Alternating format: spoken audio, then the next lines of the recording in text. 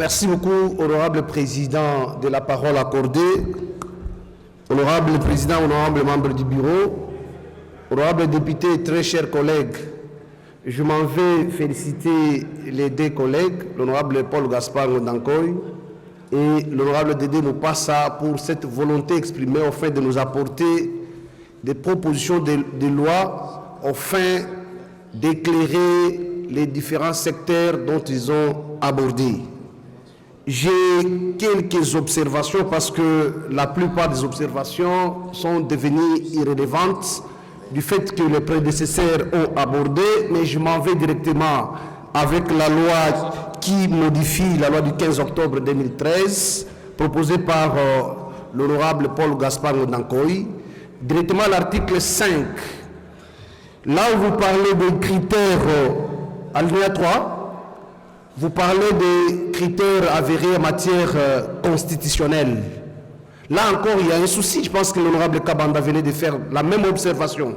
Aujourd'hui, les règles sont interprétées tenant compte de la matière.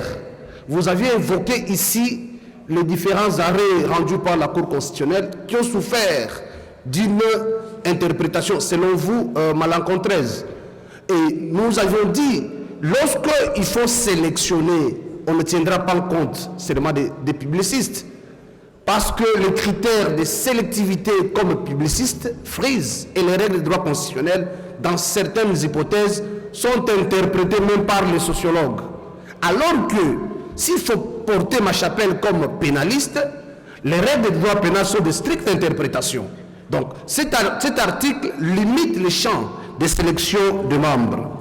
On peut aller à l'article 57 de la proposition.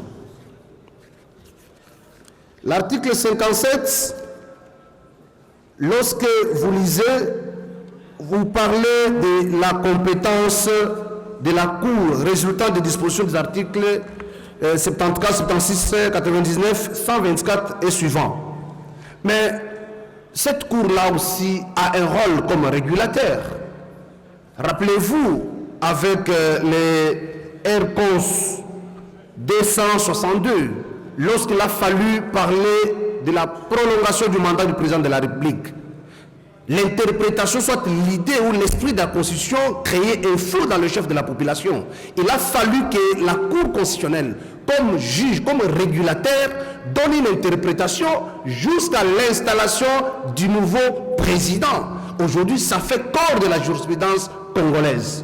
Il y a lieu de ma part de revoir cette écriture pour permettre à ce que la Cour garde son pouvoir comme régulateur.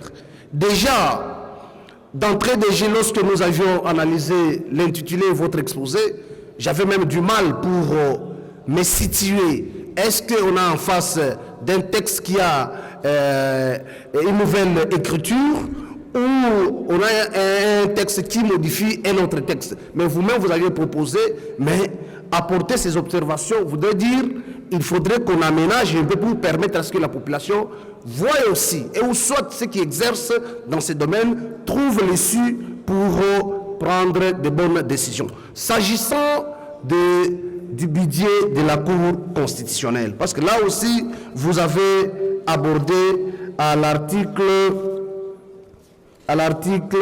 37, vous soumettez le contrôle du budget de la Cour constitutionnelle au Parlement et la Cour des comptes. Là, il y a un problème aussi, parce que c'est trop demandé. Parce que déjà la Cour des comptes, le budget de la Cour constitutionnelle est soumis à cet exercice-là. Le contrôle est effectué par la Cour des comptes.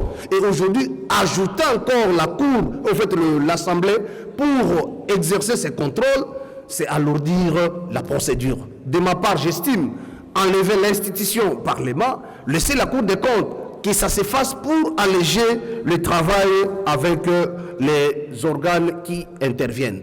S'agissant également de la nullité des actes, je pense que l'honorable Kabanda, l'honorable Onyumbu, ils ont dit ça ici. La nullité ne se présume pas.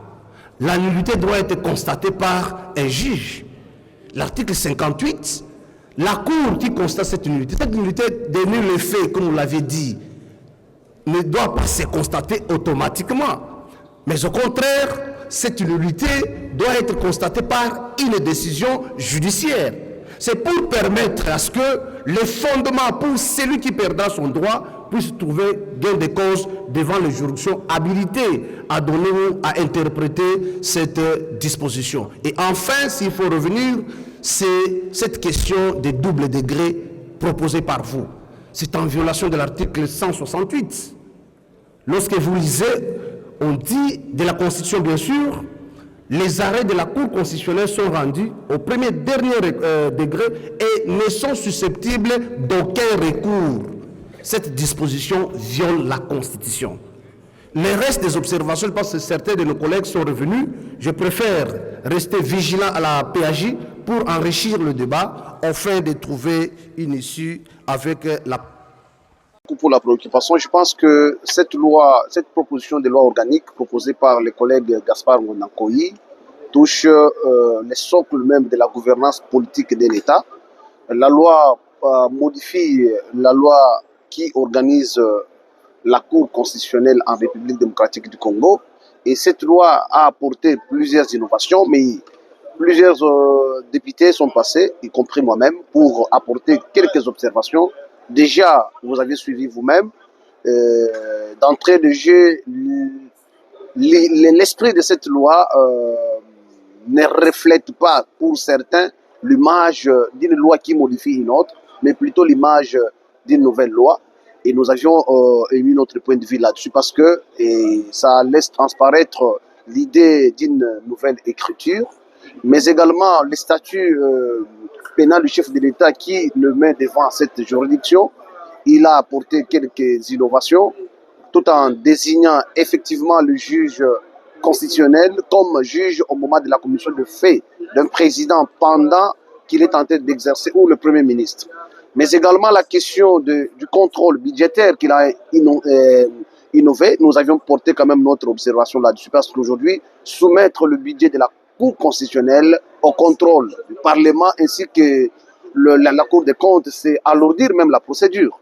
Il y a lieu également de refaire et revoir. La question également de la spécialité pour être désigné juge constitutionnel, nous avions apporté nos observations là-dessus parce que dire que seuls les spécialistes en droit constitutionnel peuvent être désignés juges à la Cour constitutionnelle, moi dans ma chapelle comme pénaliste, je me fais ce devoir-là de revenir là-dessus parce que ne peut bien interpréter les dispositions pénales, il faut que ce soit un bon pénaliste. Parce que les règles de droit constitutionnel peuvent être interprétées par même les sociologues. Je l'ai dit devant là-bas. Mais les règles qui rentrent dans le domaine pénal, pour en interpréter, l'analogie d'abord est interdite. Il faut être outillé, être spécialiste de la question. D'où la demande d'ouvrir les champs à toute personne qui a les aptitudes d'être juge constitutionnel. Il peut être privatiste, sociologue, mais qui a de la notion politique sur la gouvernance judiciaire, il peut être juge. Donc, on a posé plusieurs questions. Je pense que nous allons poursuivre le débat au niveau de la PAJ où la proposition a été envoyée par le bureau. Voilà un peu, en gros, ce qui a fait l'objet de mon intervention.